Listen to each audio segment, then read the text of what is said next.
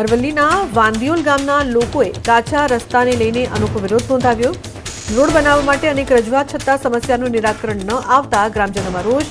ગ્રામજનોએ બાળકોને શાળાએ ન મોકલીને નોંધાવ્યો વિરોધ। ચોમાસામાં સ્થિતિ વધુ ગંભીર બનતી હોવાની રાવ। મોરબીમાં વિક્રમ પાટડિયાના મોત મામલે રાજકીય ગરમાવો। વિરોધમાં પરિવારે 11 ફેબ્રુઆરીથી હજુ સુધી મૃતદેહ સ્વીકારવાનો ઇનકાર કર્યો। ધારાસભ્ય વિમલ ચુડાસમાએ વિધાનસભા ગજવવાની ચીમકી આપી। 25 ફૂટની ઊંચાઈથી પટકાતા યુવાનનું મોત। સુરતમાં હીરા ઉદ્યોગમાં મંદીના પગલે રત્ન કલાકારો અસુરક્ષિત। બજેટમાં હીરા ઉદ્યોગના 25 લાખ રત્ન કલાકાર માટે કલ્યાણ બોર્ડ રચવાની માંગ કરી। ડાયમંડ વર્કર યુનિયન ગુજરાતે મુખ્યમંત્રી, નાયબ મુખ્યમંત્રી અને નાણામંત્રીને રાજ્યના બજેટ પૂર્વે ભલામણ મૂકી। વાવ થરાદના જસરા ગામમાં 5 દિવસીય અશ્વમેળાનું કરાયું આયોજન। દેશભરમાંથી 800થી વધુ અશ્વ સવારોએ સ્પર્ધામાં ભાગ લીધો।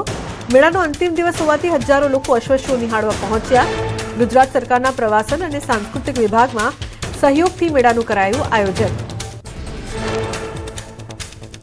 કચ્છના પાંધરૂ ગામના 31 વર્ષીય યુવાનના અંગોનું કરાયું દાન। માર્ગ અકસ્માતમાં ગંભીર રીતે ઘાયલ થતા તબીબે બ્રેન ડેડ કર્યા જાહેર। પરિવારજનોની સંમતિ બાદ હાર્ટ, બે કિડની અને લીવરનું કરાયું દાન। 4 લોકોને મળ્યું નવજીવન।